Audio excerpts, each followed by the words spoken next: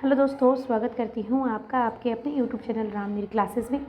विज्ञान के उपचारात्मक शिक्षण कार्य पुस्तिका कक्षा 9 के कार्यपत्रकों को हम सॉल्व कर रहे थे। तो यहाँ पर हमने पहला चैप्टर कंप्लीट कर लिया है, जीवन की मूलभूत इकाई। तो यहाँ इसका आकलन प्रपत्र भी मैंने आपके सामने प्रस्तुत कर लिया था। इस वीडियो में हम आगे के कार्यपत्रकों को देखेंगे। उसके पहले अगर आप चैनल पर नए हैं तो चैनल को सब्सक्राइब कर लीजिए, बेल आइकन को प्रेस करें जिससे नेक्स्ट वीडियो की नोटिफिकेशन आपको मिल सके। वीडियो को पूरा देखिएगा, लाइक कीजिएगा, दूसरा शेयर कीजिएगा। तो जिनको भी ये उपचारात्मक शिक्षण की कार्यपुस्तिका प्राप्त हुई है वो इस वीडियो को देखकर अपने कार्यपत्र को हल कर सकते हैं, और जिनको नहीं मिली है वो भी देख सकते हैं, क्योंकि उन्हें अपने ज्ञान के आकलन के लिए इस कार्यपत्रकों की आवश्यकता पड़ सकती है। चलिए देखते हैं कार्यपत्रक 13। विषय वस्तु इसकी है प्राकृतिक संपदा, अधिगम बिंदु है जल। यहाँ पर पहला ऑब्जेक्टिव प्रश्न है, विश्व जल दिवस कब मनाया जाता है? तो विश्व जल दिवस मनाया जाता है 22 मार्च को। आपको यहाँ लिखना है ब। दूसरा प्रश्न है, पृथ्वी की सतह का कितने प्रतिशत भाग जल से ढका है? तो ये हो जाएगा 71%, यानी 71%। उत्तर सही कर देना है। फिर क्वेश्चन नंबर 3 को देखिए। क्वेश्चन नंबर 3 है, दैनिक उपयोग के लिए उपयुक्त जल है, तो अलवण जल यहाँ पर लिखना होगा, अलवण जल। दूसरा है, अलवण जल की मात्रा पृथ्वी पर उपलब्ध जल की कुल मात्रा का लगभग कितना है परसेंट है? तो यहाँ पर आपको लिखना है 0.006%। ठीक है, यहाँ पर 0.006% है। तीसरा है, भौम जल स्तर के नीचे पाया जाने वाला जल भौम जल कहलाता है।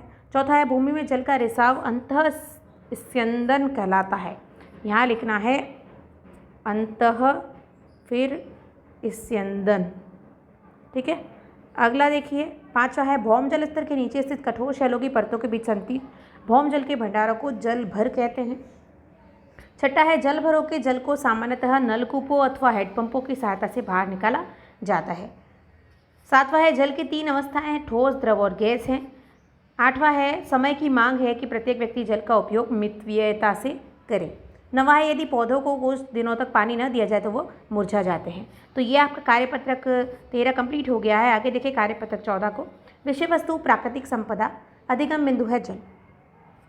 क्वेश्चन नंबर 1 आपको सत्य असत्य का दिया हुआ है, तो यहाँ पर राइट रॉन्ग करना है। देखिए, जल सभी सजीवों के लिए अनिवार्य है, तो ये हो जाएगा सही। जल 3 अवस्थाओं में पाया जाता है, ठोस, द्रव, गैस, ये भी सही हो जाएगा। विश्व के विभिन्न भागों में जल का वितरण समान है, नहीं। हमें जल के अनावश्यक उपयोग और अत्यधिक मात्रा में भौम जल का उपयोग करने से बचना चाहिए, तो सही है। यदि पौधों को कुछ समय तक पानी न दिया जाए तो मुरझा जाते हैं, बिल्कुल सही है। यदि जल के वाष्प में परिवर्तन की प्रक्रिया वाष्पन कहलाती है, सही है। जल का वाष्पन केवल सूर्य के प्रकाश में होता है, तो ये बात गलत हो जाएगी। ठीक है, तो ये हो गए सत्य और असत्य के। अगला क्वेश्चन नंबर 2 है, वर्तमान परिप्रेक्ष्य में जल की कमी के कोई 3 प्रमुख कारण बताइए। तो पहला कारण हो सकता है जनसंख्या वृद्धि, अगला बढ़ते हुए उद्योग, और तीसरा भूगर्भिक जल का अनियंत्रित दोहन। यहाँ 3 मैंने कारण लिखे हैं, आपको कुछ और समझ में आए हैं, अच्छा लगे कारण, तो आप वो भी लिख सकते हैं। क्वेश्चन नंबर 3 है, भौम जल स्तर को प्रभावित करने वाले 2 कारक बताइए। तो इसमें पहला कारक होगा जनसंख्या में वृद्धि, दूसरा है औद्योगिक और कृषि गतिविधियाँ। क्वेश्चन नंबर 4 है, भौम जल की पुनः पूर्ति को समझाइए। तो भौम जल की पुनः पूर्ति वर्षा जल के अवस्त्रवण या रिसाव द्वारा हो जाती है। तो ये हो गए शिक्षक प्रतिपुष्टि और हस्ताक्षर, यानी कि आपका कार्यपत्रक 14 भी कंप्लीट हो गया है। अगला देखते हैं कार्यपत्रक 15। विषय वस्तु है प्राकृतिक संपदा, अधिगम बिंदु है मृदा, संदर्भ होगा कक्षा 7 अध्याय 9।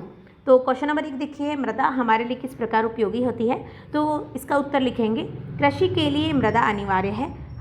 कृषि हम सभी को भोजन, कपड़ा और आश्रय प्रदान करती है, अतः मृदा हमारे लिए बहुत उपयोगी है। फिर दूसरा है, मृदा की परतों को चित्र में नामांकित कीजिए। तो ये चित्र है, आपको इस तरह नामांकित करना है। सबसे नीचे लिखना है आधार शेल, और ऊपर से देखिए सबसे ऊपर ए है, ए संस्तर स्थिति या शीर्ष मृदा, उसके नीचे हो जाएगी बी संस्तर स्थिति या मध्य परत, सी हो जाएगी संस्तर स्थिति, और फिर अंतिम में आधार शेल लिखना है। यानी पहला आपको अंतिम में लिख देंगे तो ऊपर वाले आपको समझ में आ जाएंगे, ए बी सी, संस्तर स्थिति और संस्तर स्थिति। ऊपर वाले को कहेंगे शीर्ष मृदा, और उसके बाद बी संस्तर स्थिति को मध्य परत। तो याद भी कर लेना है इसी प्रकार लॉजिक लगा के। क्वेश्चन नंबर 3 देखिए, ह्यूमस किसे कहते हैं? तो मृदा में उपस्थित सड़े गले जैव पदार्थ ह्यूमस कहलाते हैं। क्वेश्चन नंबर 4 है, मृदा परिच्छेदिका किसे कहते हैं? तो इसका उत्तर हो जाएगा मृदा की विभिन्न परतों से गुजरती हुई ऊर्ध्वकाट मृदा परिच्छेदिका कहलाती है। मतलब कहीं की भी मृदा है उसकी अगर हम ऊर्ध्वकाट करेंगे तो वहाँ पर मृदा परिच्छेदिका कहलाएगी। जैसे आपको कुआं खोदना है तो आप अगर कुआं खोदते हैं तो हम इन मृदा की परतों को देख सकते हैं। क्वेश्चन नंबर 5 है मृदा की परतों को उनकी विशेषताओं से मिलान कीजिए। तो यहाँ 4 जो परतें दे रखी थी इनकी विशेषताओं से मैंने मिलान किया है। शीर्ष मृदा सबसे पहले देखेंगे तो शीर्ष मृदा क्या होगी, तो मृदु सरंध्र और अधिक जल को धारण करने वाली परत। तो शीर्ष मृदा को यहाँ से हम मिलान करेंगे 3rd नंबर से। फिर है आधारशिल। आधारशिल क्या होती है, तो अत्यंत कठोर परत जिसे फावड़े से खोदना कठिन होता है। सी संस्तर स्थिति होती है दरारों व विद्रोह युक्त शैलों के छोटे ढेलों की बनी परत। और बी संस्तर स्थिति या मध्य परत होती है, ह्यूमस कम होता है, खनिज अधिक कठोर व घनी परत होती है। तो इस प्रकार इनको मिलान करना है। तो ये आपका शीर्षक प्रतिपुष्टि आ गया और प्रस्ताक्षर भी हो जाएंगे। तो यहाँ पर देखिए ये आपका कार्यपत्रक 15 भी कंप्लीट हो गया, 14 और 13 भी हमने देख लिया है। तो यानी कि इस वीडियो में हमने 3 कार्यपत्रकों को देखा है। अगली वीडियो में इसके आगे के कार्यपत्रक लेके आऊँगी, तो चैनल पे बने रहिएगा। वीडियो को लाइक ज़रूर करें ताकि ज़्यादा से ज़्यादा लोग इसको देख सकें, जिससे मैं आगे भी आपके लिए ऐसे ही अच्छे वीडियो ला सकूँ। मिलते हैं अगले वीडियो में, तब तक इजाज़त दीजिए। धन्यवाद।